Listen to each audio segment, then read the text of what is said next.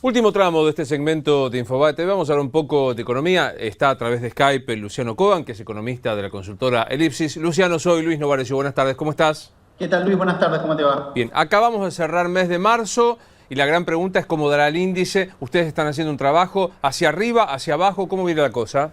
Bueno, los datos de marzo fueron buenos comparados con lo que había sido enero-febrero.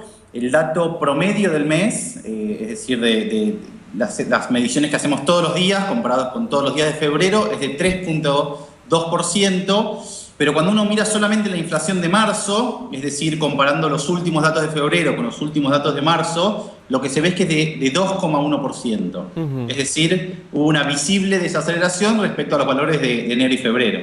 ¿Desaceleración que se da por el enfriamiento de la economía?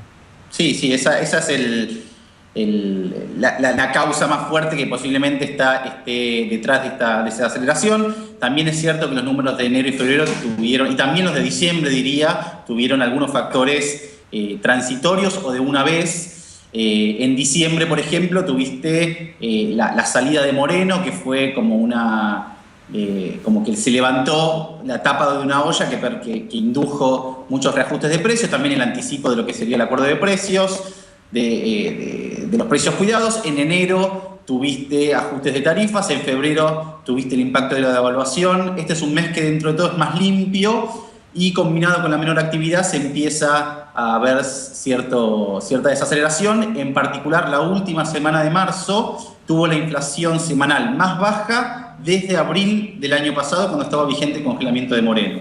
Proyectado en estos 12 meses, para los próximos, mejor dicho, los próximos 9 meses del 2014, ¿qué da? Mira, nuestra proyección tiene algunas particularidades. En principio, creemos que de acá en adelante se va a mantener en niveles menores a lo que vimos al principio de año. Es decir, lo peor posiblemente ya haya pasado. Entonces estamos viendo posiblemente un periodo de un trimestre con inflación que se ubique entre 2 y 2,5%, más cerca de 2, posiblemente el segundo semestre ya con todo el impacto de la desaceleración y todo el impacto de la política monetaria más contractiva, posiblemente estemos ya por debajo de 2. Eso nos da para fin de año una inflación interanual del orden del 32%. Para todo el periodo promedio una inflación de 36%. Pero lo interesante y la particularidad que va a tener este año es que es muy probable que en los próximos meses, quizás ya en mayo, las mediciones interanuales pueden llegar a acercarse al 40%, porque se van a estar comparando contra los valores del congelamiento del año pasado. Claro. Entonces vas a tener registros muy altos, incluso subiendo de mediciones interanuales, cercanos al 40%, aún con inflación mensual bajando. Ahora, pensando en esto, digo, en un promedio de 32 a 36%, más allá de esto que son puntos más, puntos menos, el acomodamiento cambiario, la devaluación que se hizo llevando al dólar a 8 y pico, ¿va a quedar desfasada nuevamente? ¿Vos crees que se va a modificar el tipo de cambio? Sí, mi impresión es que el intento del Banco Central o la nueva aparente paridad de 8%, de 8 pesos, perdón, no tiene demasiada vida. Es decir, creo que sería un error mantener en el tiempo este 8%, que ya la mitad de la ganancia de la competitividad ya se perdió. Si seguimos a este ritmo, posiblemente para julio o agosto ya esté completamente perdida. Está ayudando un poco el mundo porque las monedas de nuestros socios se están fortaleciendo, pero sí, sin duda, mi impresión, y yo creo que el mismo Banco Central es consciente de esto, mi impresión es... Y se nos ha cortado la impresión vamos a ver si lo podemos recuperar a Luciano Coban. Hay algo muy interesante lo que le está planteando. Si bien él plantea una pauta inflacionaria no poco importante, del 32 al 35%, dice que lo peor ya habría sido hecho. Y esto es varias cosas objetivas que se han producido. Devaluación, el tema de quitar la base monetaria o de secar la plaza con el dinero, y también el tema tarifas.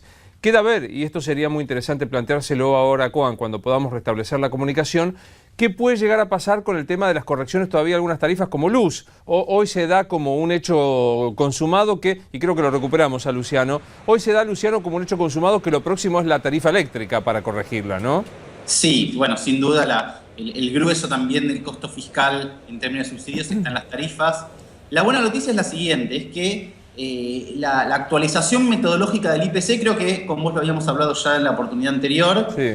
La actualización metodológica tiene un impacto positivo sobre las mediciones de inflación frente al ajuste de tarifas. Es decir, tanto en lo que es luz, gas y también lo que es agua, el peso de esos rubros en las canastas con las que medimos la inflación ha bajado muchísimo respecto a las canastas que se usaban en el pasado. Con lo cual lo cierto es que aún anticipando próximos ajustes de tarifas, el impacto sobre la inflación en general no va a ser demasiado sensible como para cambiar radicalmente las estimaciones. Claro. Vuelvo a lo que estábamos conversando antes de la interrupción. Vos decías, el propio Banco Central, el propio Fábrega, es consciente de que con esta pauta inflacionaria la devaluación se licua, se va perdiendo. ¿Te imaginás un valor, si se mantuvieran estas variables, hacia el final de año del dólar oficial?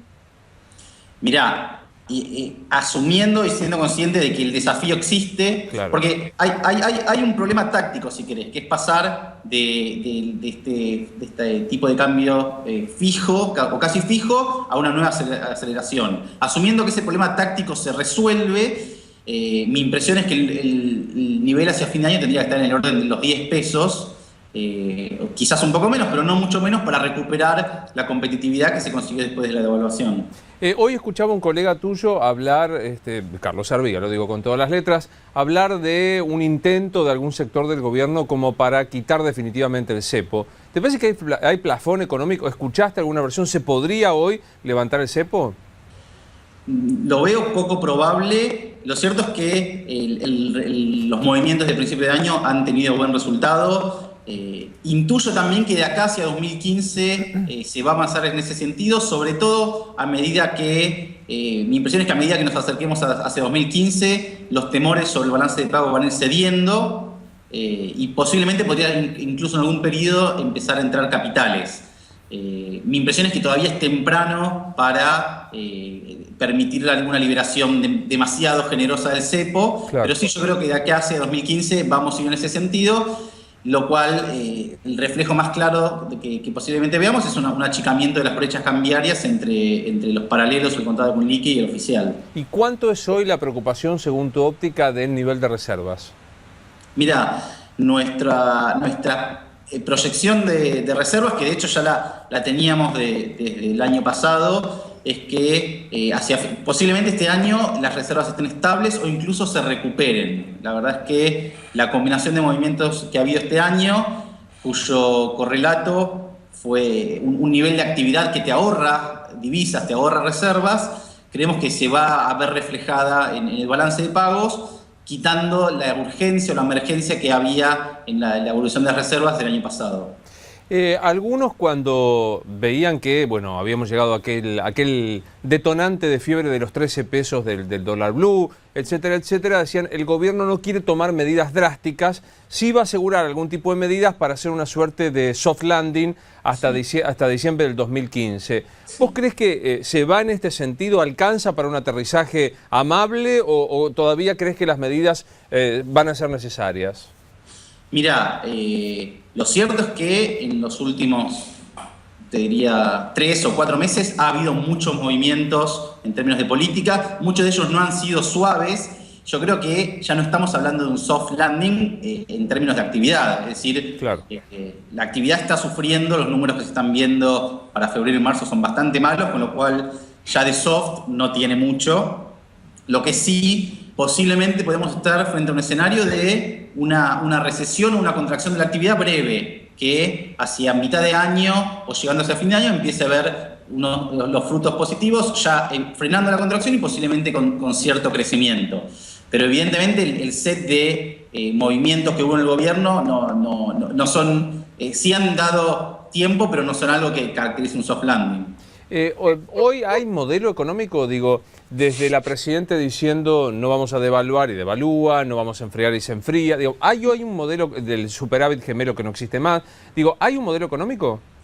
Mira, lo que está muy claro es que hay una disociación entre lo que se dice y lo que se hace. ¿Hola? Sí, te escucho perfectamente. Ok. Hay una fuerte disociación entre lo que se dice y lo que se hace. Lo que se dice, y agrego en ese lo que se dice a los planes de precios cuidados, por ejemplo, que creo que tiene mucho más que ver con acompañar y darle continuidad a este supuesto modelo que en términos de política económica. Bueno, eso que se dice es muy difícil, ya no tiene una coordinación interna como para llamar a algo, como para llamarlo un modelo, a punto tal de que ya, dada la situación económica, es muy llamativo que se siga tratando de vender un relato hablando de crecimiento y de virtuosismo de la economía, cuando la realidad indica otra cosa. Cuando uno mira lo que se hace, lo cierto es que se han hecho una combinación de cosas que con cierta consistencia interna, ortodoxia clásica, un ajuste clásico de devaluación con caída de los salarios reales, ajuste fiscal. En ese sentido, el movimiento del gobierno ha sido un ajuste clásico. Hay un artículo muy claro en ese sentido que escribió Roberto Frenkel hace creo que un mes aproximadamente, que sintetiza todos los movimientos que ha hecho el gobierno como un típico ajuste clásico de los que recomendaba el FMI en la década del 60. Claro. Hablando de esto, ¿no? Con una pérdida del salario real por la devaluación, por lo que está sucediendo, las pautas de discusión paritaria, algunas que se han cerrado en 27, 28, 29%, los pedidos ahora del 35%, ¿cuánto hackean esto que estábamos mencionando? Mirá, mi impresión es que la propia actividad, la propia dinámica de la actividad le pone un coto a las posibilidades de que los salarios reales no solo suban, sino que no caigan. Es decir, 30% con inflación, que ya nos está dando 35, 36% interanual, es una caída del salario real.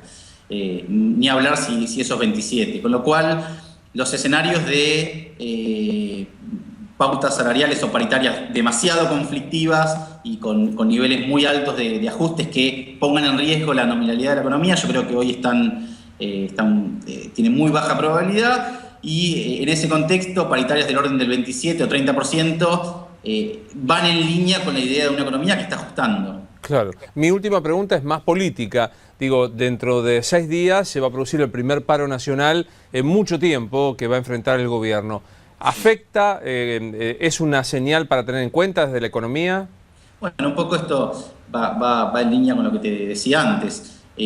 Una economía en ajuste es una economía donde hay sin duda conflictividad social, y eso es posiblemente lo que estamos viendo este año, que no creo que se termine en 6 días con este paro. Posiblemente durante todo el año, más aún en el contexto de un gobierno al cual le queda poco tiempo antes de las próximas elecciones.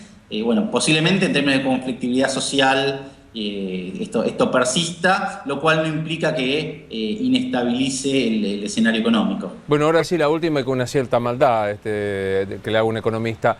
Si tuvieras que dar una clase en la Universidad Noruega de Economía para definir la gestión hasta ahora de Axel Kicillof, diría que es un ministro de ¿qué características? Sí, es una buena. La gestión que empieza en octubre, me imagino. Sí, exacto. Bueno, ha sido, digamos, todos los movimientos. Ojo, una aclaración, no es claro quién en el fondo es el ideólogo de todo el movimiento que hubo. Hay quienes dicen que no fue Axel Kicillof, sino que fue a pesar de Axel Kicillof.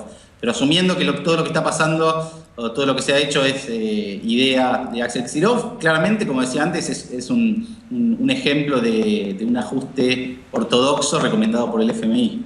O sea que para tontos pero no tantos de la facultad, sí, suena más para la derecha que para la izquierda. Podría decirse, sí. Luciano, es una maldad final para cerrar el tema. Un saludo y buen fin de semana.